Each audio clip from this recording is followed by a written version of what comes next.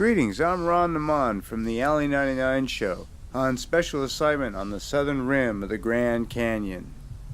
This incredible national monument is 277 miles long, 18 miles wide, and up to 1 mile deep.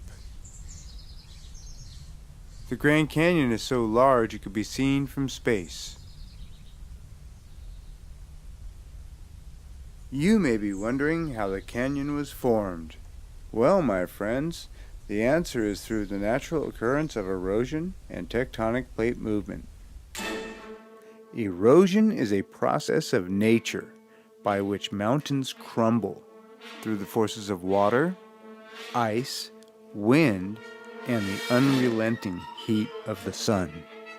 The two main types of erosion are mechanical erosion and chemical erosion. When rain falls and fills the cracks of mountains, it freezes in the winter. As the water freezes, it expands. The pools of ice then act as a wedge between the rocks. This expansion breaks the rocks apart, which is an example of mechanical erosion. Glaciers are also a large contributor to mechanical erosion. Clearing large valleys, glaciers smooth and widen the canyon in their path. The Colorado River begins as snow in the Rocky Mountains, and as it melts in the spring, the snow runoff becomes the mighty river. The river takes with it sediment, rocks, trees, and anything else in its path as the river makes its way down to the Gulf of California. Water is a solvent that suspends the debris and dissolves the sediment. This constant flow has been causing erosion in the Grand Canyon for an estimated 17 million years. In the Grand Canyon's even more ancient past, a major uplift occurred that was the result of two tectonic plates colliding. The Colorado River has carried away the debris from the uplift, carving the canyon deeper and deeper, exposing the layers of ocean sediment and lava flows that formed over hundreds of millions of years.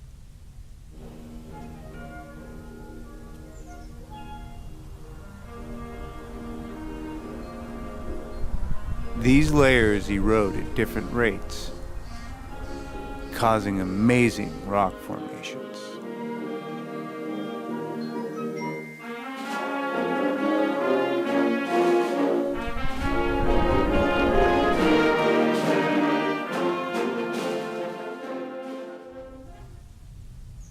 The Grand Canyon has been continuously inhabited for thousands of years by Native Americans. One tribe, for example, is the Pueblo people, who considered the Grand Canyon a holy site and made pilgrimages to it. Other tribes of the Grand Canyon are Apache, Havasupai, Havalupai, Yavapai, Southern Paiute, Hopi, Zuni, and the Navajo. Some of these tribes have even lived in the walls of the canyon itself. If you and your family are planning your own trip to the Grand Canyon, there are a few fantastic viewpoints and destinations to be sure to keep in mind. Beginning with a Grand View Lookout, you're going to want to have your binoculars and cameras handy, and be sure to get there early to avoid the crowds. And off to my right, you can see Mather Point. Stephen Mather was instrumental in laying the foundation for the National Park Service, creating roads and concessions continuing today, including the newly built Visitor Center and others like Yakapai Point, which has a geology museum. Most sites are wheelchair accessible, and free shuttle buses run daily between the sites.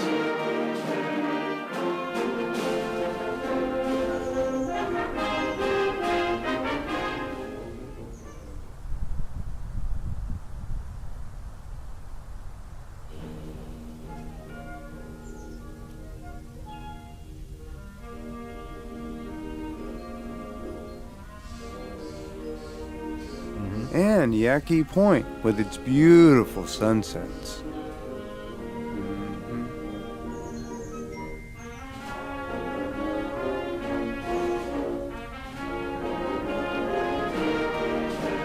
beautiful, isn't it, guys? Yeah.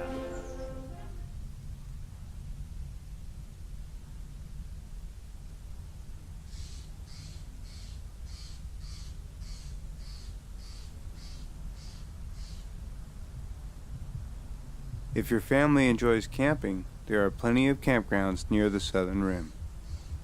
But always come prepared because even in the spring the weather can change dramatically.